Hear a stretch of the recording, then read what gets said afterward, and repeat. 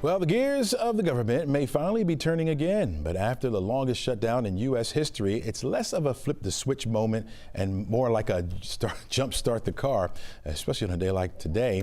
Back with us now is friend of the show and Emory science professor, Andra Gillespie, with what this means, this reopen means for Washington's credibility and how long is going to be the aftershock after things get back underway. Welcome back to the show.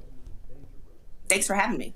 All right, Professor, what does this shutdown mean for the struggle to end it, and what does it reveal about Congress's function or their non-functioning at this particular point? Yeah, well, I think we all have to be prepared for, I guess, the reopening of government to be slower than perhaps a lot of us would like. So it's important to remember that we're still under a shutdown today. The House still has not voted on the Senate version of the bill, and so you have to have identical versions of a bill pass both houses of Congress before the president is able to sign it. We anticipate that the votes are going to happen tomorrow in the House of Representatives. I expect that it's going to be a party line vote. So even though there were Senate Democratic defections, House Minority Leader Hakeem Jeffries has vowed that he's going to try to keep Democrats together and vote against this as a sign of the fact that the compromise that Democrats were seeking has actually not been made yet. So Obamacare provisions have not actually been extended in terms of the subsidies that were being used to keep the price of healthcare down. So I expect a party line vote. I expect President Trump is going to sign this. So hopefully people will be able to get back to work on Thursday.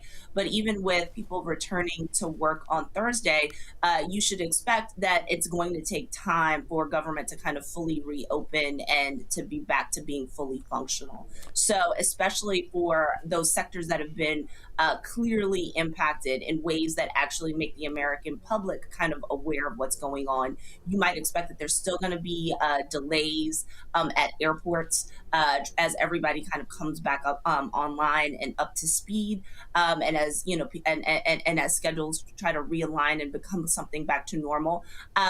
Also we have to think about sort of the ways that these disruptions have had a ripple effect. So, there's still going to be disruptions probably if we're looking at SNAP benefits. And we can't forget the disruptions that have happened already. So we can't undo the last 6 weeks. We can't undo interest payments that government workers may have incurred because they've been unable to make payments. There may be some creditors that have been lenient, but there may have been others who haven't been lenient. And then there are the questions about some of the things that President Trump has said that he may not actually act on. So he signed a law in 2019 that actually guarantees that government workers get back pay in the case of shutdowns. And that was supposed to prevent Congress from having to do this every time a shutdown happened. He had suggested that some workers perhaps shouldn't get pay. He's made kind of statements about people who are air traffic controllers who, didn't go into work because they didn't have gas, or maybe because they had to moonlight someplace else where they could get paid so that they could keep their finances afloat. He has suggested things like giving bonuses to people who showed up to work and perhaps having some type of disciplinary action against those who didn't. That might be idle talk. I don't know exactly what's going to happen, but that's the kind of stuff that Democrats are likely going to use in the 2026 election. So there are lots of sound bites that came out of this, from the pausing of SNAP benefits to the court fight over whether or not SNAP benefits should be fully funded this month, that I think Democrats are going to try to use as fodder politically going into the 26 midterm cycle. All right, so let me have you put on your forecasting hat here real quick, like me. Mm-hmm. And what's a realistic time frame once that bill is signed?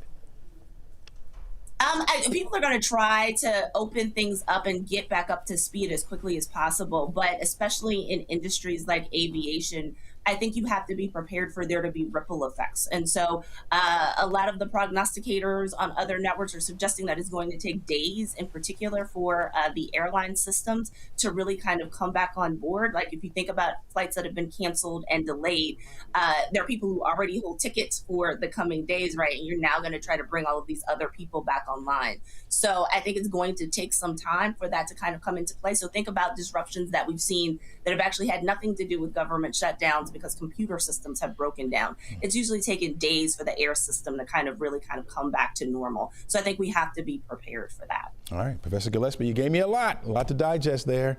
Hopefully things will start getting running here. Thanks so much for joining us. Really appreciate it.